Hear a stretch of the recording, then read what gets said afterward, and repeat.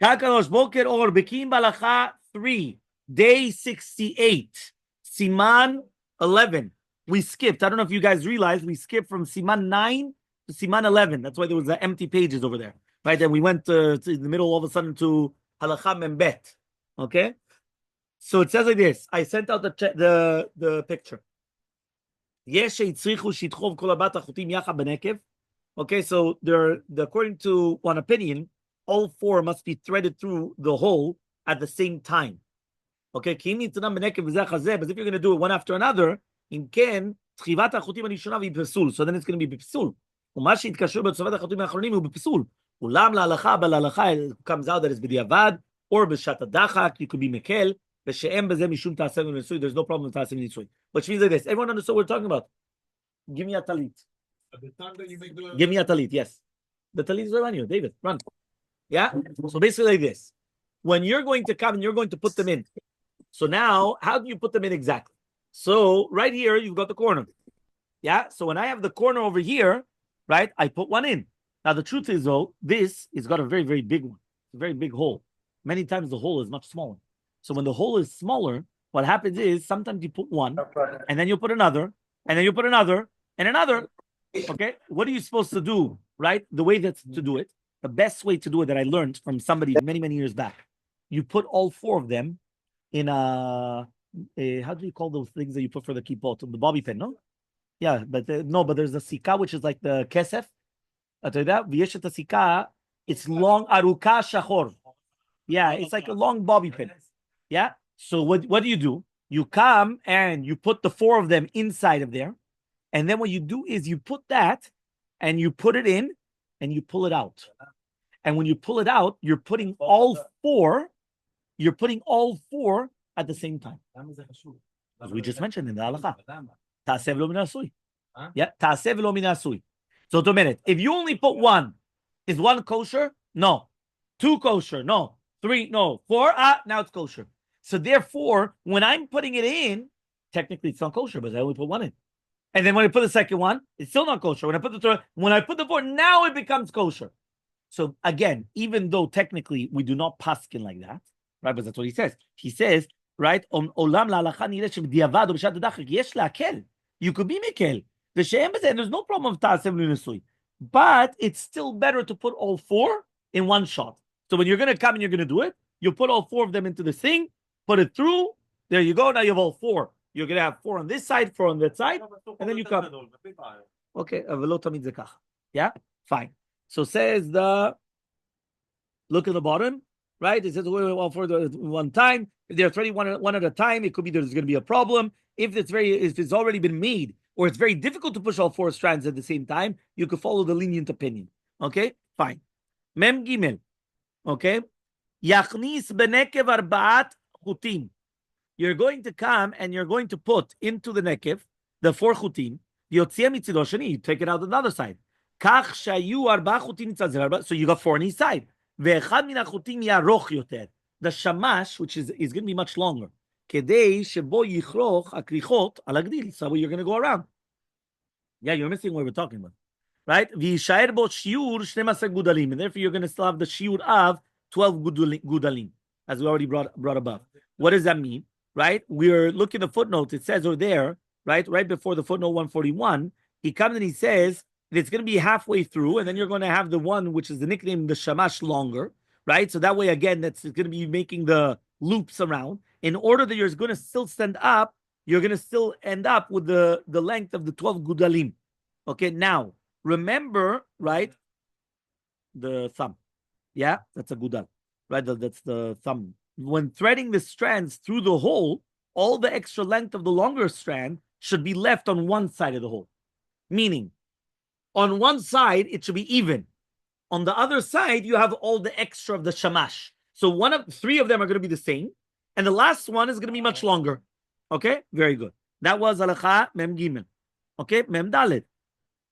Mem dalet says, achar kach, afterwards, yikach biyado achat arbat achutim shebetzad echad, take 4 on one side, ubiyado hashenit, on the other side, you're going to take the 4 on the other side, v'ikshor shnei achalakim b'shnei ksharim zal zeh.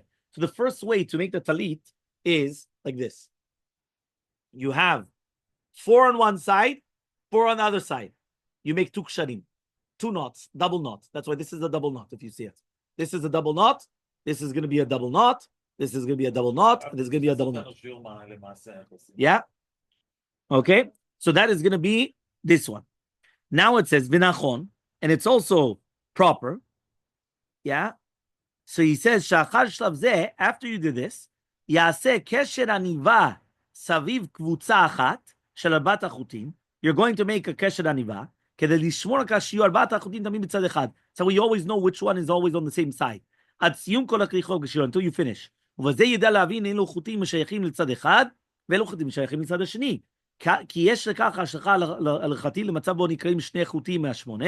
obviously there's going to be enough kamina if two of them break. And at the end you open it up. So one more time. Are you guys listening? Very, very, very important. I've got halacha. Here I've got 4, and here I have 4. Right? Are they always going to be the same 4 on the same side? Right? So now I want them to be the same side. Why? Nafkamina. If I right now have here, right? If I right now have here the tzitzit, and one of them breaks, is it going to be kosher? So first of all, if it's going to be a length of the agudal, which we're going to speak about later on, meaning that there's still something that you could still do, for sure it's going to be kosher. There's no question. But even without that, even if it gets cut, mamash right here, it's still kosher. Why? Because it's only on one side and it's only one. Now what happens if it's going to be cut another one? So as long as I know that it's on one side and they were always on the same side, it's still going to be kosher. Because if you're going to tell me that maybe this one was on this side and this is on this side, and then they switched around in between, I have a problem now. Because then it's not on the same side. It's not the same one. Meaning this one, even though it's cut on this side, I know it's full. But it's the same strand, but on the other side. But if everything got mixed up, I don't know what's going on. So therefore, what I do is as follows. I come and I make the double knot. Okay? I make the double knot on the bottom. Now, how do I know that this side is always this side? How do I know? So you have to do the double knot. Here, it does not bring this down, but Rabbi always taught us that you have to do the double knot and 3 strands, meaning go around three times, these 3, right? The first one is going to be whatever, whether you're doing 7, 8, 11, 13. So let's say 7, you do 3. Now that you did the double knot, what? No, you do 3 out of the 7. 3.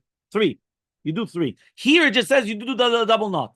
Right after I do the double knot, or what I just added on, you do 3. What do? You do this. By doing this, I always know that this is always going to be on the same side. So this is on the right side. This is going to be on the right side for the rest of the way. When I finish everything, I come, you're done. That's what we just learned. Let's read it in English one more time. Once the strands have been threaded through the hole, the person fashioning the tassel holds 4 strands in each hand, and he ties the 2 groups together with 2 overhand knots. Once this is done, again, and I added in that you should add 3, because that's what Rabbi taught. The reason why is because of Ta'asev lo min asui, which I'll explain in 1 second. Right? He says, once this is done, it's recommended that he ties one of the 2 groups. Right? Here he says the group without the longer strand, which obviously makes sense.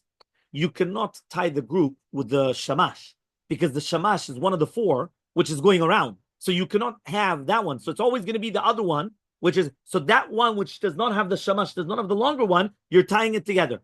So he comes and he says, you're going to come and you're going to make it in a slip knot, so that throughout the procedure, you can be certain that the same 4 strands are in each 2 groups. Knowing this can influence halacha in case if 2 strands become severed at any time in the future, as is going to be explained in Siman 12, after completing the tassel with all the knots, then you just take it off.